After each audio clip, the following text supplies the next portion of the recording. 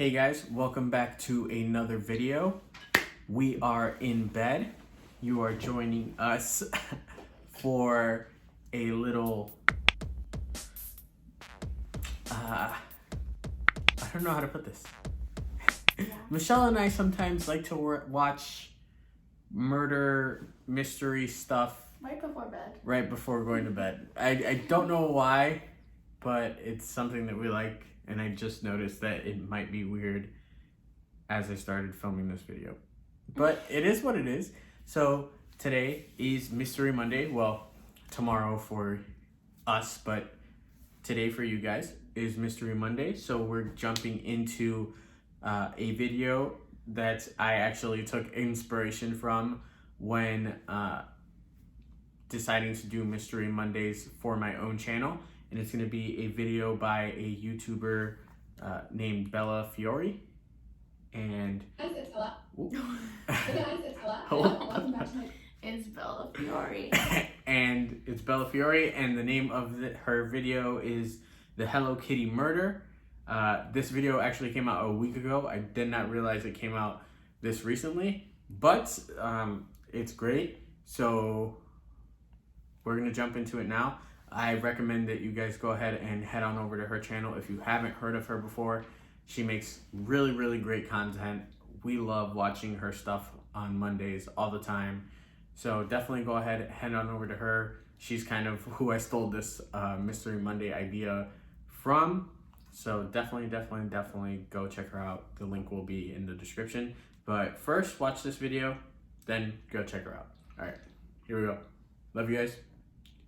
Time to get into the mystery. And welcome back to my channel. I hope you're all having an incredible day today. In today's video, we are going to be covering another case for my 12 days of Christmas. I really hope that you guys are enjoying the 12 days of Christmas again. And if you are, please make sure to give this video a big thumbs up for me so that I know that you want me to keep doing them. And let's go ahead and get into today's case. Before we get into this case, I do just want to mention that it is pretty graphic, it's pretty horrific, so if that's not something you feel comfortable listening to, then this might not be the video for you. I always give Kerry the down low on my videos because I find these cases just as fascinating as you guys. It's the reason I started this whole series, is because I want to share them, I want to talk about them, I find them really interesting. And when I was telling Kerry about this one, he actually didn't want to hear like all of the graphic details because, like I said, it is a pretty horrific case. So today we're going to be covering the Hello Kitty murders, and this was a huge case in Hong Kong. It's like one of their most famous cases, and I think the reason that it's such a famous case is because not only is it so horrendous, like the judge on the case, Peter Nguyen, actually said that it was one of the most depraved, horrendous acts of cruelty he's ever seen in all of his years as a judge. But it's also like the juxtaposition of this horrible, brutal crime and then this cute little icon that is Hello Kitty. But also at the time, I don't know if it's the same now, but back when this happened in 1999, Hong Kong's homicide rate was like 1.23 in 100,000, which is actually one of the lowest of any major city. In May of 1999, a 14-year-old girl made her way to the police station in Tsim Sha Tsui, which is in Hong Kong, and she was very clearly in distress, and she started telling them about these nightmares that she had been having and that she was like being haunted by like ghosts. Initially, they didn't really believe her because, you know, she's this 14-year-old girl, she's being haunted by ghosts, like it's not really something the police deal with. They kind of deal with, you know, real life crime rather than nightmares and somebody who thinks they're being haunted. But they heard her out because she was alone and she was very clearly like going through it, like she was not having a good time. As she's talking, as police are hearing her out, she mentions that the woman that's haunting her is a woman that was tortured and murdered in the apartment she'd been staying at Granville Road. Again, police didn't really look too much into what she was saying because it's a ghost story, it's a haunting, like who knows, she could have just made this up in her head and in her dreams. But then she mentions that she actually participated in the torture and murder of this woman. And that's when police were like, oh shit, maybe this is a real thing. This is a real woman who was tortured and murdered if this girl was actually involved in the whole thing. So maybe it's something we should look into. So they get the girl to take them to the apartment, which is in the Kowloon district. And this wasn't really like the nicest district. I'm not sure what it's like now, but in 1999, it was not the nicest district. It was pretty run down, and the buildings all were built like really haphazardly, and it looked like they could just like collapse on it down. All right, I just wanted to stop there and say it is crazy that the cops did not believe this girl. I mean, in one way it's crazy only because I know that it was real and it actually happened, but in another way it's crazy that they only started believing her when she implicated herself. They were like, oh, well, she's saying that she took part in this, so maybe it's true.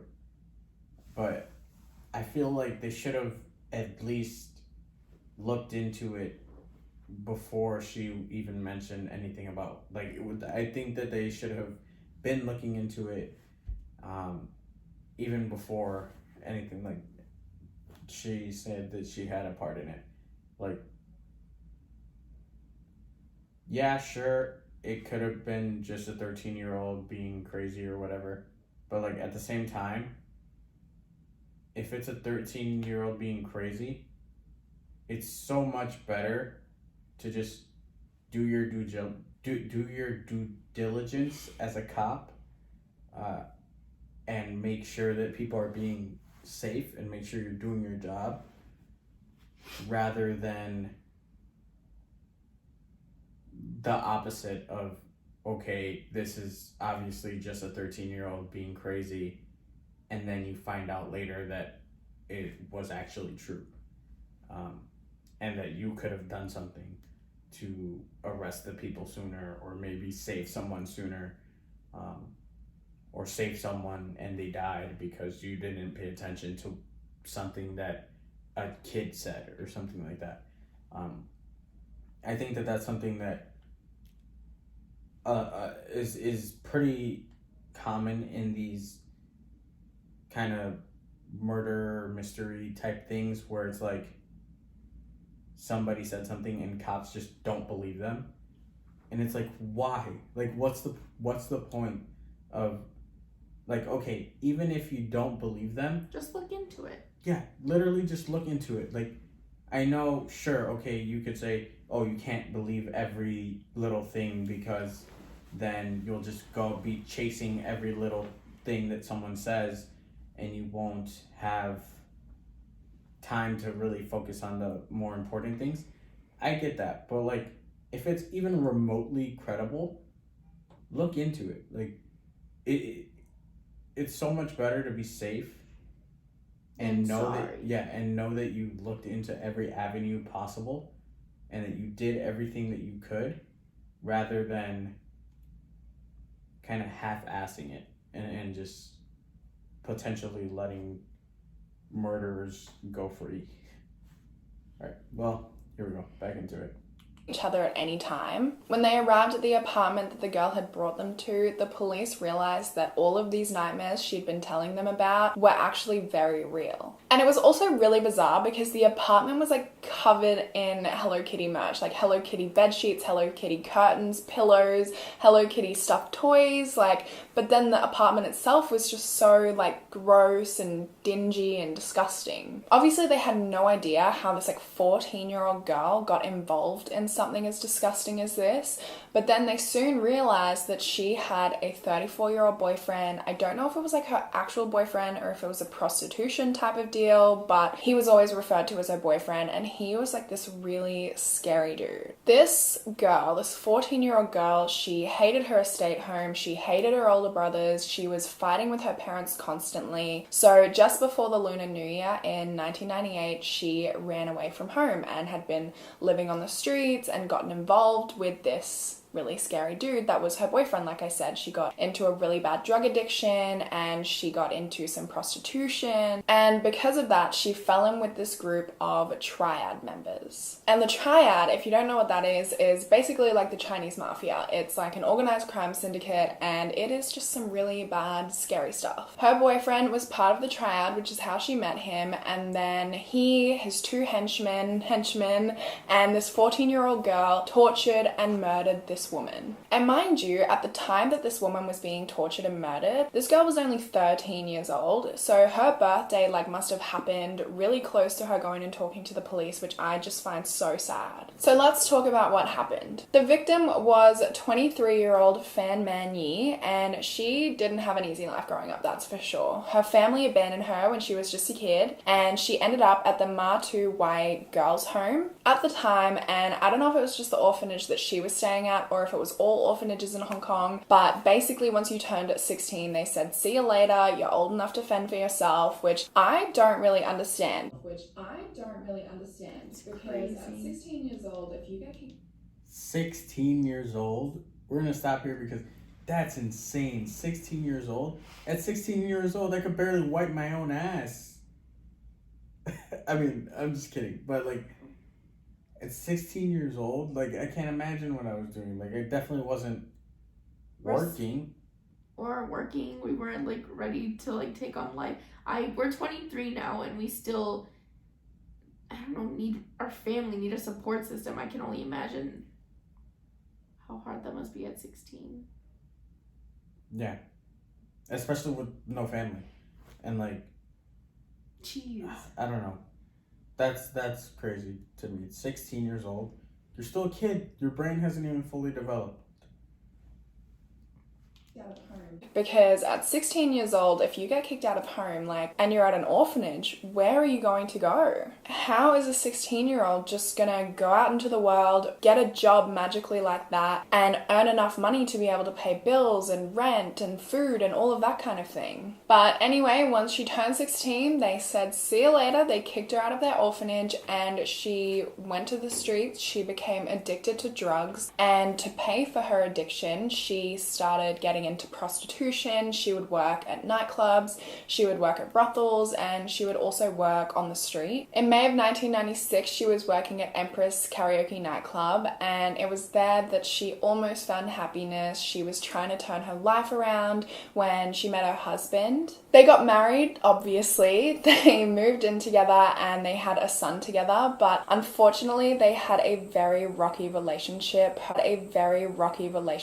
Her husband was addicted to drugs, and her neighbors would complain constantly about hearing loud domestic abuse coming from their apartment. So turns out her husband had been abusing her the entire time, and their relationship ultimately ended because of it. Soon after, in 1997, Fan Yi started working at Romance Villa, which was a club/brothel in the Kowloon district, and a lot of tribe members really liked to come to this brothel, and so it was here that she met a man named Chan Man Lok. He ended up becoming a regular client of hers. I think she was his favorite prostitute or something, and he would pay her for really, really long sex sessions, and they would binge on ice together as well during these sex sessions. And she knew exactly what type of guy he was. She knew that he was part of the triad. She knew that he was high up. He was this really scary dude with a lot of money, but also a lot of connections. But in early March of 1999, despite all of this, she decided to take a chance and steal Man Lok's wallet, which is not your best decision,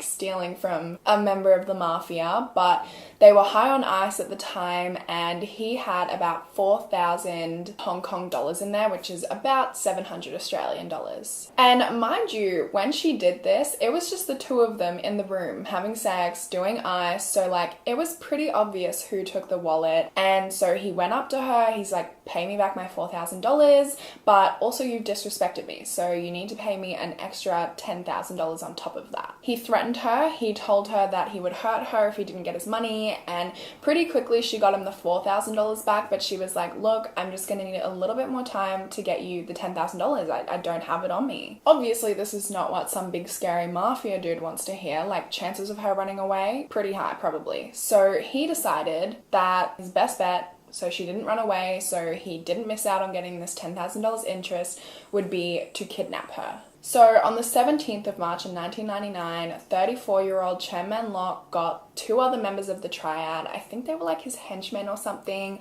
And they were 27-year-old Lung Xing Cho and 21-year-old Lung Wai Lun.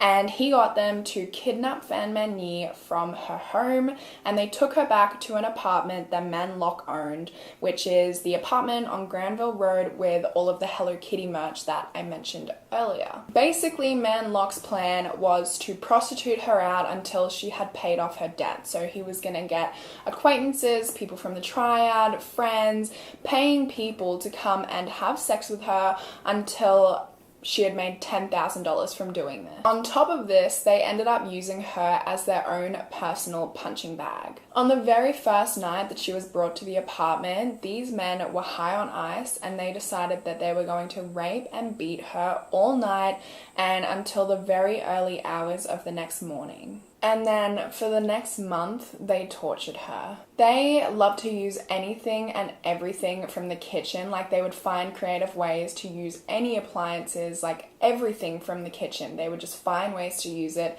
to aid in her torture. They would use plastic straws and they would just melt the plastic straws until the hot plastic would drip onto her body and burn her while they held her down. Specifically, they would melt the straws onto the soles of her feet until they were burnt and blistered so that she couldn't just get up and leave at any time. They would hit her burnt, blistered feet with sticks. They would use water pipes and metal bars to beat her. They would make her laugh and smile and pretend to be happy through all of these beatings, and they would make her tell them how happy and how excited she was for her beatings. It was like some sort of sick game. Like he actually got off on her pretending that she was happy to be beaten, and if she didn't do that, if she didn't pretend to be happy, if she didn't laugh, if she didn't tell him how excited she was, then he would just beat her even harder. Eventually, because she was so exhausted and because she had been so brutally beaten, none of Man-lok's associates, members of the triad, or friends wanted to pay to have sex with her anymore because they just didn't. Alright, I want to stop here because I wanted to say we haven't been saying anything because this is incredibly serious. I actually didn't know that this video was going to be that serious, but it's incredibly serious, and I just kind of want to preface the rest of this video because I think it's only going to get more serious from here. Obviously, it's incredibly serious, and sadly, this woman did die. That's why it's a murder. So obviously, I think it's only going to get worse. So I just kind of wanted to preface it here. If you are squeamish and you are already upset by this video, I would definitely go ahead and click off. But if not, and you want to know more, stick around. We're going to watch the rest of this video. It's a tough one. It definitely is a tough one. It kind of is very, very, very infuriating. Graphic. It's very graphic, but it's also very infuriating to know that people could do this to a human being. Find it attractive because she was like bleeding, she had all different scars all over her body, and they just thought it was gross, and she was so exhausted that she just wasn't able to perform either. So they were like, you know, why would we pay for that when we can just go to a brothel, or we can go pay for someone on the street or something? So as soon as Man-lok realized that he couldn't make any money off her, that she wouldn't be able to pay off her interest of her debt, the brutal beatings got even worse, if you can even imagine. Like, they were already so brutal and horrible, but somehow this sick, twisted monster managed to make them even worse. They would throw oyster sauce and chili oil over her face and in her eyes. And then, like, in her open wounds, they would put chili oil inside them, which literally makes me cringe thinking about just how painful that would be. They would pee into her open wounds. They would rub feces into her open wounds. They peed into her mouth and made her drink it. And they would make her eat feces. They would make her eat chili oil. They would make her eat motor oil. And at the same time, they would starve her of normal foods. If she refused to eat any of the urine or the feces, like, I'm pretty sure they made her eat her own feces as well as theirs. And if she refused to, if she gagged, if she vomited, then they would just beat her. Now, like I said, she was really weak. Like, she had been through so much. Even if she didn't have the bottoms of her feet burnt, she would not be able to get up and walk away. She had been starved, she was exhausted, and the poor men weren't having fun anymore because she was so exhausted, and like, they weren't getting like reactions out of her anymore because she was too exhausted to give a reaction, so they weren't having fun anymore. Halfway through her month of torture, they used electrical wire to tie her up to hooks on the ceiling to make her easier to beat. Like,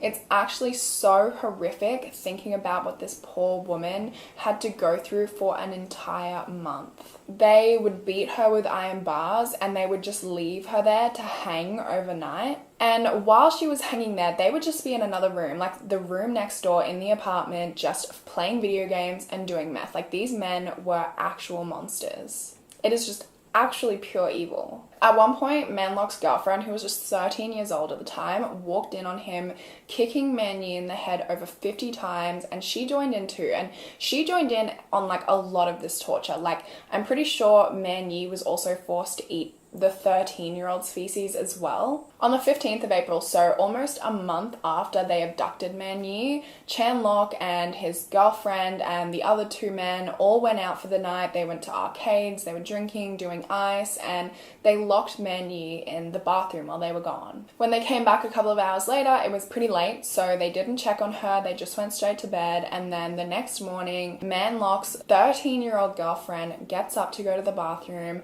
and finds Man Yi dead in the bathtub. That same day, there was actually police in the apartment building because they were investigating a rape downstairs. Like I said, it wasn't a great area, the place this apartment was in, and there's police in the building. They have a murdered and tortured woman in their bathroom, so they start freaking out and they're like, how do we get rid of her? What do we do?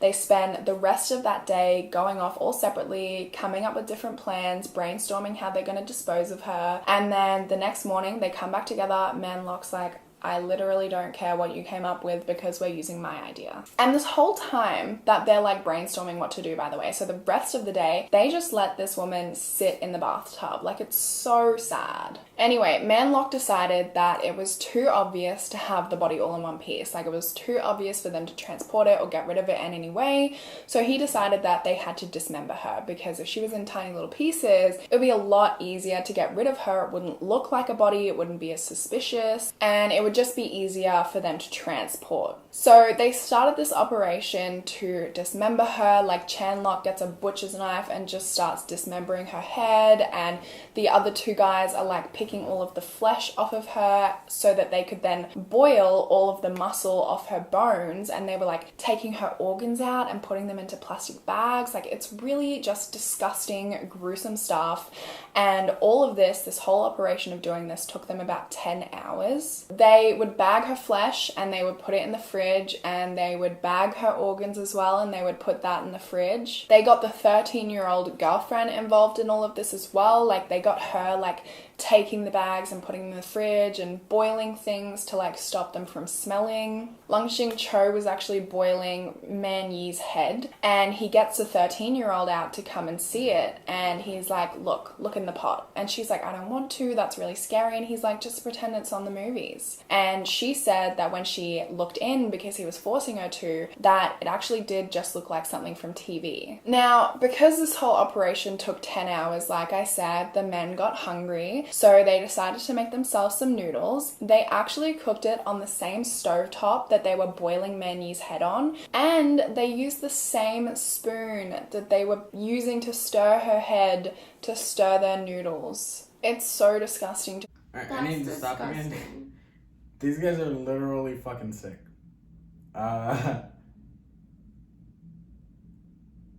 Like, if you're gonna murder somebody, and like, I'm not saying it's okay to murder, it's horrible, but like, okay, you're gonna dismember the body and get rid of it. That's the thing that's happened. That's not like the first time a murderer has done something like that. But to like rip apart the flesh from the bones, boil somebody's head, like, that's just taking crazy to a different level.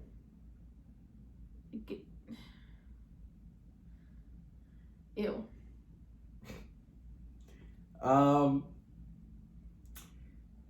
This is definitely a rough video. I'm sure it was a rough video for Bella to make, so props to her for making it, because honestly this is gonna be a rough video to edit, and it's gonna be a rough video to put out there, because obviously things like this, you kind of, everybody likes to hear about a good mystery, but this isn't a mystery really. This is just Sad a story. gruesome, crazy story about crazy people who did a really sad thing to someone who did not deserve it.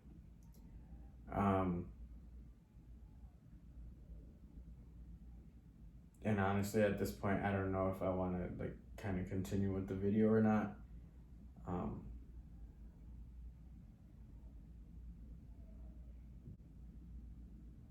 Yeah, I just wanted you guys to know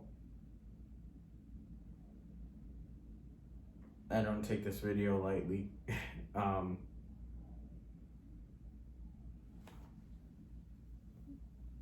gonna keep playing it, but I definitely will not take any, like, if you guys want to go ahead and click off, please feel more than welcome to click off. I know that this video is going to disturb people. It should disturb people. This should disturb you. If it doesn't, there's something wrong with you. But yeah, let's push on.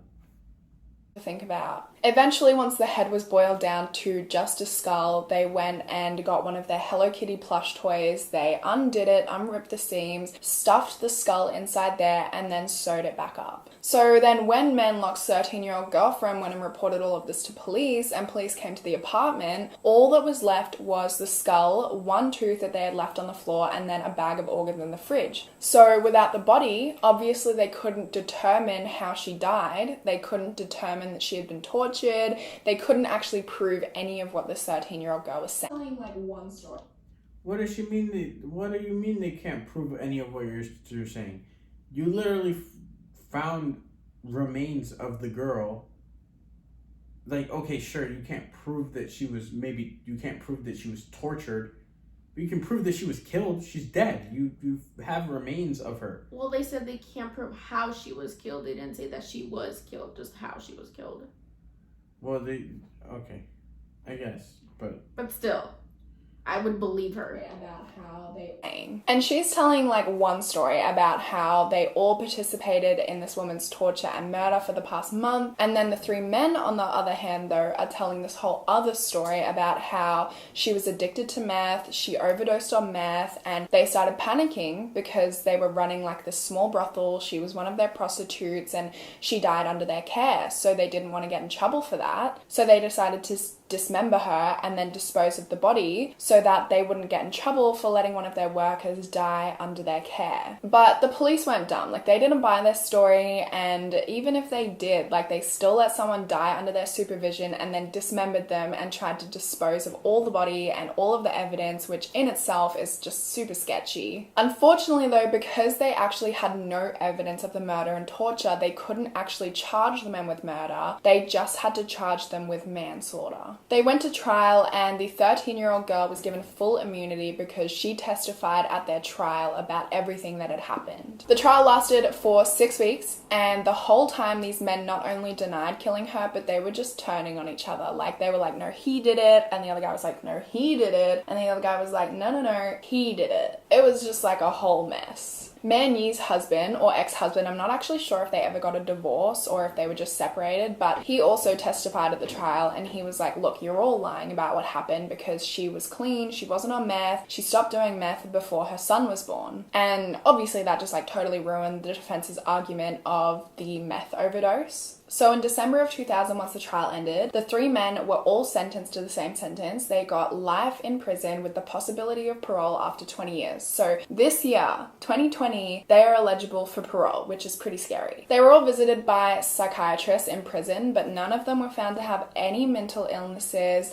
None of them had any remorse. They were all just literal psychopaths. So hopefully they never get parole. Like, hopefully if they apply for parole, the parole board will see it and be like, no, sir, you are not getting out into society. Not on my watch. After this whole ordeal went public, the media went crazy for it, but in the worst way possible. There were movies made about this case. One of them was called The Human Pork Chop, and the other was called There's a Head in My Soup. Like, it's honestly so disgusting and gross. They were posting Photoshop photos of her to make her look like a Japanese video game character. They were taking photos of her head that had been bound and had been beaten, and they were putting it on bodies of like sexy anime characters. They would title the articles things like "Girl eats shit and drinks piss." Like, the way the media handled this was appalling. People also believed that because this 13-year-old girl was being haunted by Man Yi's spirit, that meant it was really easy to contact Man Yi's spirit. So people started going to the apartment where she died and was tortured to try and contact her. It became almost like this meeting place for people who were interested in the case and also people who were interested in contacting the supernatural. It was super disrespectful and distasteful the way that these people were acting in this building though, so eventually in 2012 it was demolished. And then after that it stayed vacant for a couple years until they built a hotel on it in 2016, which I really don't know how I would feel staying at that hotel. I don't think I could do it. Just knowing that somebody was murdered there would just freak me out. I don't even believe in like paranormal stuff and ghosts, so I wouldn't necessarily be worried that I was going to get haunted. I would just feel wrong staying in a place where I'd known something like that had happened. Man Yi's son is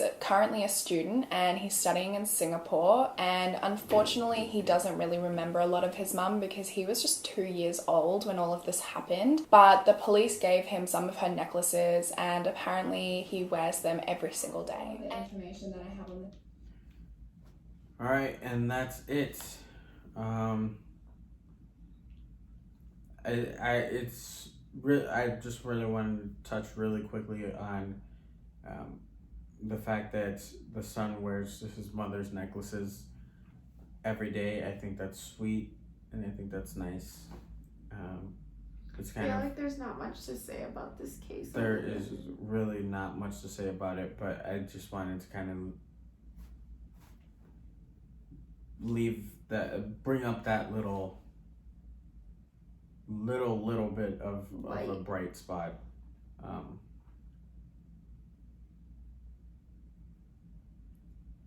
Crazy case and definitely not what I expected by the name of the Hello Kitty this video.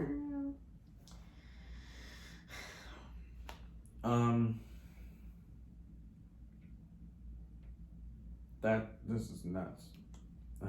But crazy things happen in this world. There's really not, like Michelle said, there's not much to say about this, but I will say I do mess it up. I have to go to sleep. Sorry. I will say that I really do hope that these people do not get parole. I don't see why they would get parole. Sure, I guess legally they weren't able to prove that they did this, but morally, like, people should know that this is how it happened. People should know, and I think that these people should be held accountable, and that they should spend every second of their days behind bars until they no longer have any seconds left in their days, if I'm being completely honest. It's definitely a rough one, but I'm just gonna end that off kind of going back to that bright that little bit of a bright spot with her son. It's nice to know that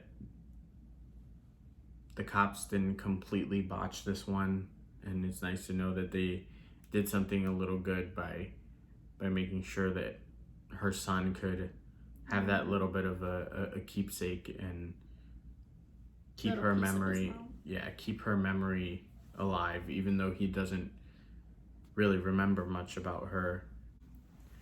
All right, guys. Well, I'm gonna leave it off there, but yeah. All right, love you guys. Bye. Peace out.